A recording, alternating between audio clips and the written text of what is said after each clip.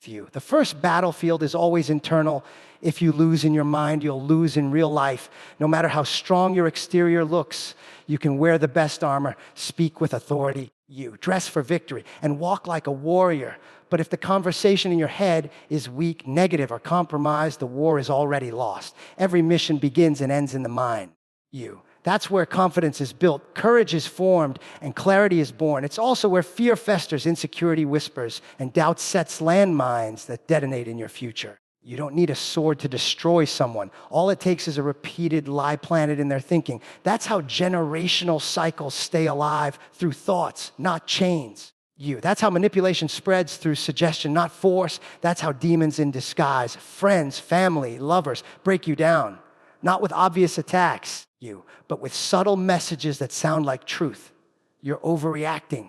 That's not what I meant. Why can't you just let it go? These phrases don't sound violent, but they're designed to corrode your reality from the inside out. Because if the enemy can get into your head, he doesn't need to control your life. He just needs to influence your decisions. The battlefield of the mind is terrain that few prepare for, yet it's where most defeats are suffered. That's why you can see someone with talent, potential, and favor walk through life stuck. Afraid to speak, afraid to leap, afraid to heal, because their inner dialogue has been hijacked. And often, the hijacking didn't start in adulthood. It started with a parent who never affirmed you, a sibling who always belittled, a friend who manipulated with guilt, or a relationship that taught you love has to hurt. Over time, you began to believe that voice. It became your own. Now it whispers failure every time you try to rise. You don't win the war against external enemies until you win the war against internal ones. And make no mistake, they are connected. The toxic friend who gaslights you is feeding off of the narrative you already believe about yourself, The family member who disrespects your boundaries does it because you're unsure if you deserve to have any. The manipulator who drains you emotionally isn't just clever. They're taking advantage of the war already raging in your thoughts. That's why change doesn't come just from cutting people off. It comes from rewiring what you accept, what you believe, and how you define worth. Mental warfare is constant. It doesn't take days off. That's why you can wake up optimistic and by noon be spiraling into self-doubt without even understanding why. Your thoughts are being contested. You're under attack in the most sacred space, your perception, your identity, your belief in what's possible. And often the attacker isn't just some outside force. It's a version of you created by survival, by trauma, by compromise. It's the part of you that learned to downplay, to shrink, to stay quiet, to keep the peace. Winning this internal war means confronting those inner voices, not silencing them out of shame, but questioning where they came from. Who gave you that definition of success? Who convinced you that love is supposed to hurt? Who trained you to believe that being needed is more valuable than being respected? Trace the origins, expose the source, and pull out the root. Because until you do, the same patterns will keep appearing wearing different faces.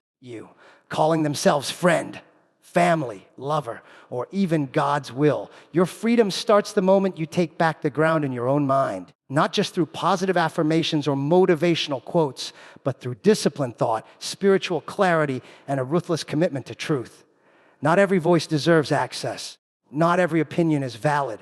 Not every tradition is sacred. When you win up here in your thoughts, your beliefs, your inner narrative, you stop being manipulated by appearances and titles.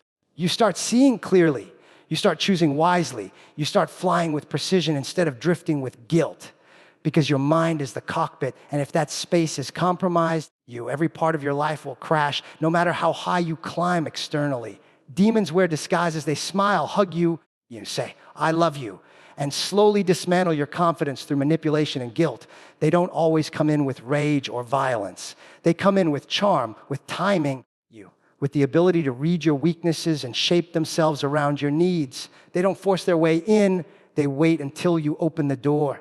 They learn your pain, your patterns, your insecurities, And they use those things not to lift you, but to bind you. That's what makes them dangerous. Not the loud ones, the subtle ones, the ones who earn your trust, not with integrity, but with calculation. They will mirror your language, mirror your values, pretend to carry your burdens. They'll say they're loyal, say they're proud, say they're only looking out for you. But what they're doing is gaining ground slowly, methodically, invisibly. They'll tell you they believe you while simultaneously planting seeds of doubt. They'll offer help with strings attached. They'll call manipulation love, and control concern. And because they've wrapped it in affection, you question yourself before you ever question them. That's how they win you. That's how demons work, not by storming the gate, but by earning the key. The manipulation starts with small concessions. You let things slide because they didn't mean it. You stay quiet because it's just who they are. You tolerate the guilt trips, the passive jabs, the emotional blackmail, because somewhere along the way, they've convinced you that their love is a lifeline. And the minute you try to set a boundary, they flip the script. Now you're the problem. Now you're ungrateful. Now you're the one who's changed. And suddenly, the story isn't about the pain they caused. It's about how you reacted to it. They will twist your defense into an attack, and yourself care into selfishness. You won't see the damage right away. It's not one punch, it's 1,000 little cuts. It's the way you stop trusting your gut, the way you second guess your decisions, the way you feel guilty for wanting peace. You'll notice how heavy you feel after being around them, how drained your spirit becomes. You'll wonder why your wins feel hollow when they're in the room. Because deep down, they've trained you to believe that your shine is a threat to them. And the more you grow, the more they will shift, not to support, but to sabotage under the disguise of closeness. These kinds of demons don't need horns, they just need access, and often that access comes through titles, friend, brother, sister, partner, parent. It's not their role that's dangerous, it's their spirit. You can't excuse harm just because it wears a familiar face. You can't let love be the excuse for bondage, because real love builds, it uplifts, it respects your yes and honors your no. Anything that manipulates, shames you, or punishes you for choosing yourself isn't love, it's control. It's spiritual warfare in the form of familiarity. The hardest part is not identifying them, it's accepting what they are to you, because your heart wants to believe the best, your loyalty wants to keep trying, but your spirit knows when something's off. That tension you feel when you're around them, that voice that rises when you're about to say yes, but your soul screams no. That's not overreaction. That's discernment. That's your spirit recognizing a pattern your mind hasn't caught up to it yet. And the longer you ignore it, the more exhausted you'll become. Not because you're weak, but because you're carrying a connection that's wired to drain you. The battle isn't just about protecting your space. It's about reclaiming your worth. When you understand that peace is not a luxury, but a necessity, you stop allowing emotional vampires to feed off your light. You stop confusing closeness with care. You stop calling loyalty what is really fear the moment you start to call it what it is. Not a mistake, not a bad mood, not a phase, but a pattern. You begin to break free. Because no matter how pretty the disguise, the spirit always tells the truth. Watch the pattern, not the performance. Watch how they behave when they can't control you. That's when the mask slips. That's when you see who they really are. Mindset determines altitude. If your thinking stays grounded in fear, doubt, and shame, you'll never soar into your purpose. You can have talent, skill, training, and even the support of others. But if your mindset is anchored to limitation, you'll never get off the ground. The first thing that lifts when a plane takes flight is belief, the unshakable confidence that you're built to rise. The same is true in life. Before you see progress in the physical you have to conquer what's happening in your internal cockpit. The way you think becomes the altitude you live at. Fear is one of the biggest weights keeping people from their mission. It disguises itself as caution, wisdom, or even love, but at its root, it's resistance. Fear will have you sitting on a runway that was cleared for takeoff years ago. It will convince you that you're not ready when you're over-prepared. It will exaggerate the risk and minimize your capability. It doesn't shout, it whispers. It tells you to wait a little longer, to gather more validation, to make everyone comfortable before you move. But you weren't created to stay comfortable. You were built to climb. And every moment you spend feeding fear is a moment you delay your assignment. Doubt is fear's wingman. It doesn't always come from within. Sometimes it's injected into you by people you trust. Doubt will show up in the voices of friends and family who say they're just being realistic. It shows up in silence when people don't celebrate your steps forward. It shows up when you look for reassurance and get resistance instead. And if you're not careful, you'll internalize that doubt and begin to narrate your own limitations. You'll talk yourself out of blessings. You'll disqualify yourself from opportunities you're more than equipped to handle. Because when doubt rules your mind, you settle for survival instead of strategy. You manage life instead of mastering it. Shame is the third anchor, and it's the heaviest. It's not just about what you fear will happen. It's about what you believe you deserve. Shame says you're too flawed, too broken, too late.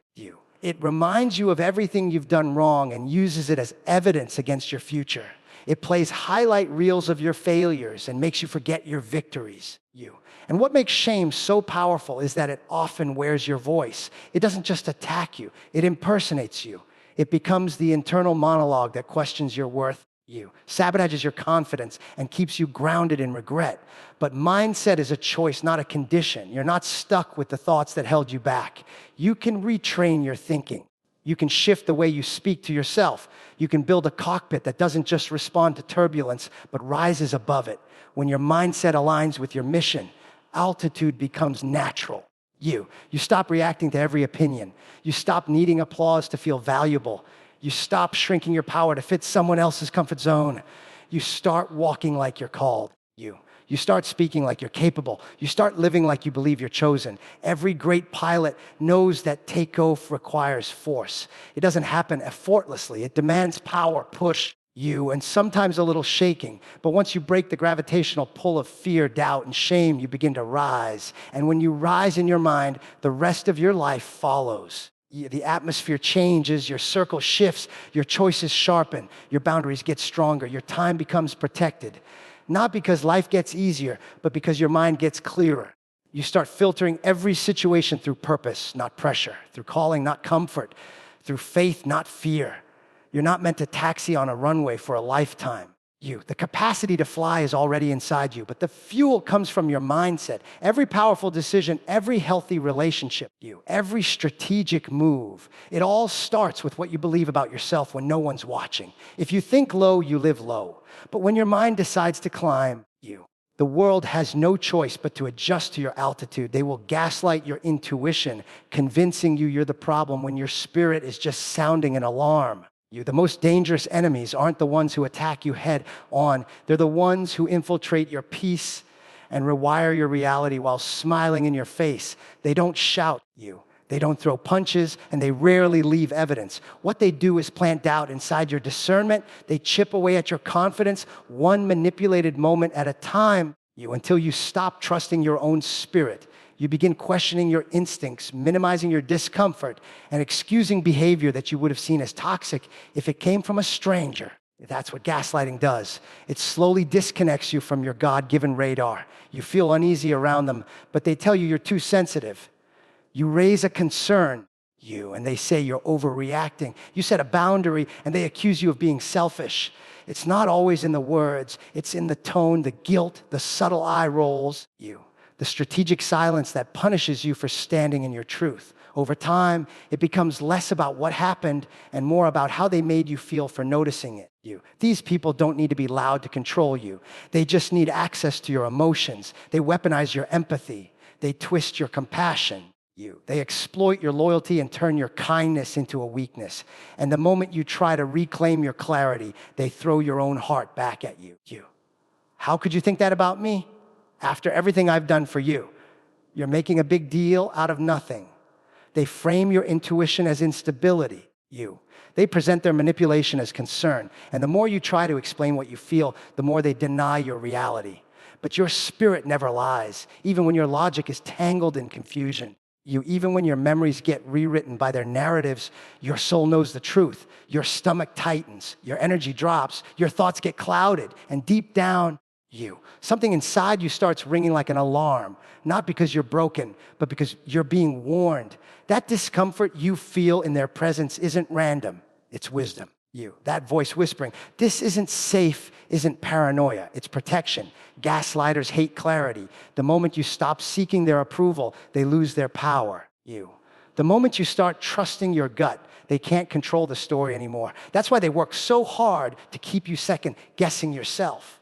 Because the minute you align with your inner truth, you begin to see through the performance. You stop accepting the half apologies, the inconsistent affection, the convenient kindness that only shows up when they need something from you. You realize the cycle, the emotional whiplash, the patterns that don't lie even when their words do.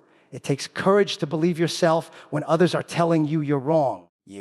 It takes strength to protect your peace even when the people disturbing it are the ones you care about. And it takes clarity to understand that just because someone doesn't physically harm you doesn't mean they're not hurting you. Emotional sabotage is real.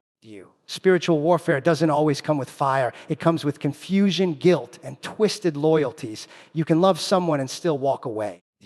You can forgive them and still never give them the same access again. You don't owe constant proximity to anyone who consistently violates your clarity. You don't have to keep proving your heart to people committed to misunderstanding it. The ones who gaslight your intuition don't just lie to you. They try to teach you how to lie to yourself. They want you to see your wisdom as weakness, your boundaries as betrayal, your instincts as insults. But the truth is, your intuition is your armor. Your spirit is your shield. And the moment you choose to believe it again, you take back everything they tried to steal from your clarity, your confidence, your calling. Your peace isn't up for negotiation. You and your truth doesn't need to be validated by anyone who benefits from you staying confused. Once you trust the alarm, you're free to move. And once you move, they can't touch you with the same tricks ever again.